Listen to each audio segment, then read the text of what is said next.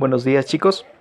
El día de hoy vamos a empezar hablando por módulo de físico, digamos péndulo físico, y vamos a entender un poco de qué se trata el péndulo físico. Para entender el péndulo físico es mejor verlo en gráficos. En este gráfico podemos ver de qué se trata un péndulo físico.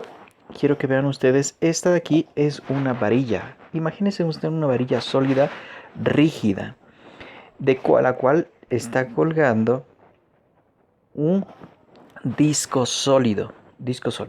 Pero imagínense que la varilla está sujeta a la pared o al techo y el disco sólido está soldado, por decirlo así. Hay como maneras de por colocarlo, pero imaginen que esté soldado el disco sólido con su centro, en el eje, mejor dicho, en el centro, en la varilla.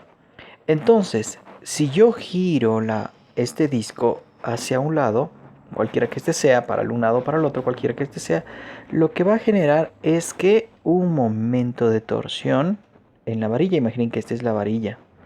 Entonces en la varilla se gira y se genera un momento de torsión que se lo va a definir de esta manera. ¿Sí?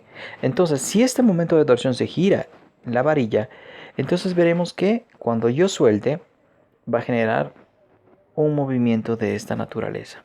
¿De dónde hasta dónde? Entonces este momento de torsión y este movimiento va a estar en función de esta amplitud angular, ¿sí? Que lo conocemos como teta, o nosotros lo llamaremos una amplitud hasta otra amplitud, amplitud negativa, y este va a ser mi punto de equilibrio. Entonces, quiero que quede claro algo. ¿Qué es el momento o péndulo de torsión? Es esta varilla sólida que, por decirle, perdón la palabra burda, se tuerce y genera un movimiento. ¿De qué dependerá ese movimiento? Ya vamos a ver, pero tiene que ver también con la cantidad, o mejor dicho, el disco que está sujeto, soldado, por decirlo así, a la varilla y generando este momento de torsión. Entonces, solo para repasar, quiero que quede claro, cuando doy una amplitud, un ángulo de amplitud, es decir, muevo mi disco para acá, suelto el disco y la varilla en principio se había torcido y lo que hace es revolver al primer sitio, regresar, etcétera. Regresar y regresar. Sí, y mover, generalmente moverse como una circunferencia. Sí, entonces este es mi momento o mi péndulo de torsión. Y se los llama torsión porque se tuerce, por decirlo así, la varilla o tuerce la varilla. Muy bien, les digo que el momento de torsión se lo definió así, donde K es la constante de torsión del resorte. Cuidado con pensar que es la constante elástica de esta varilla, pero es una constante de torsión de la varilla. ¿Sí? Entonces interfiere la varilla. Interfiere también el momento de torsión, el ángulo de amplitud. Entre más ángulo de amplitud, más momento de torsión. Pero ese momento de torsión, como cualquier momento de torsión, y vimos anteriormente en péndulo físico, ese momento de torsión tiene que ver con la inercia y con la aceleración angular. Lo que habíamos dicho, que la aceleración angular es la segunda derivada de la amplitud angular o la amplitud o el desplazamiento angular dividido digamos, con respecto al tiempo al cuadrado. Es decir, la segunda derivada de la desplazamiento angular con respecto al tiempo al cuadrado. Esa es la aceleración angular. Lo que estoy haciendo aquí es despejando la aceleración angular y reemplazando por lo que es la segunda derivada del desplazamiento con respecto al tiempo al cuadrado. Y me queda esta ecuación. Con el menos, ¿por qué? Porque, como les decía, siempre que muevo al un lado, el lado que es, digamos, lo que se mueve es contrario a lo que yo estoy moviendo. ¿Sí? Entonces, muy bien. Como habíamos visto en el anterior caso que deducimos la ecuación, todo esto, mejor dicho, K sobre Y, K sobre el momento de torsión, eso es igual a mi frecuencia angular al cuadrado. Lo habíamos visto en la deducción. Si quieren, regresen al video de péndulo físico y ahí se hizo un poco esto. ¿Sí? Entonces tenemos que ahora mi péndulo o mi frecuencia angular es raíz de K. Esta K, ¿cuál K? La K, no la K de la ley de Hooke, sino la K, la constante de torsión del resorte. ¿Sí? Y después cuando W, o sea, la frecuencia angular es igual a 2pi por la frecuencia, vamos a despejar la frecuencia y tenemos esta ecuación o esta ecuación, que es el periodo es igual a 2pi raíz del momento de inercia por sobre la constante de torsión de la varilla. ¿Y el momento de inercia cómo se calcula? El momento de inercia dependerá de este disco. Y dicen, ¿cómo entonces calculo el momento de inercia de ese disco? ¿Se acuerdan que para péndulo físico vimos y generalmente utilizamos este para péndulo físico? Ahora, ¿para cuál utilizaríamos? Les voy a dar un segundo para que vean cuál podríamos utilizar y cuál sería nuestro caso del disco, para ver el momento de inercia del disco. Muy bien, es este.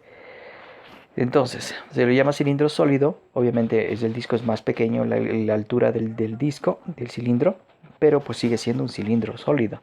Y por ende mi momento de rotación generalmente considera con este. ¿Sí? Pero igual después podríamos poner en este disco, etcétera, o este. Entonces ustedes tienen que repasar, o hasta una bolita, o esta también, y puede ser nuestro momento, o esta también, perdón, podría ser con el momento, o mejor dicho, con el eje en el medio. Entonces les recomiendo que pues repasen un poco de estos momentos de torsión. Por el momento vamos a utilizar solo este. Sigamos. Entonces ahora para entender, les voy a poner un ejemplo. Dice un disco sólido de masa igual a 0.4 kilogramos y radio 0.12 está sostenido por el centro por una varilla delgada y rígida que a su vez se ha fijado al techo. Se gira la varilla en un ángulo de 1 radián y luego se suelta para que oscile. Si la constante de torsión es 0.025 newtons metros radianes sobre radianes, ¿cuál será la aceleración máxima y el periodo de oscilación? Quiero que vean algo importante. ¿Qué es este? La masa del disco. ¿Dónde va a intervenir la masa del disco? Recuerden que aquí tenemos el momento de inercia es igual a un medio de la masa del disco o del cilindro sólido por radio al cuadrado. ¿Radio de qué? Radio del cilindro. Dice de radio 0.12 está sostenido, es el mismo disco que hemos visto hasta ahora. Y lo que quiero que vean es algo importante. Nos da un ángulo, es decir, el desplazamiento angular, pero nos da algo también que dice que es la constante de torsión. Y quiero que vean las unidades. Es por eso que yo les decía, no es igual a las unidades de la ley de Hooke. Es similar, es medio parecido, vamos a decirlo así. En este caso 0.25 newtons metros sobre radianes. Sí, esas son unidades del momento o de la constante de torsión. ¿Sí?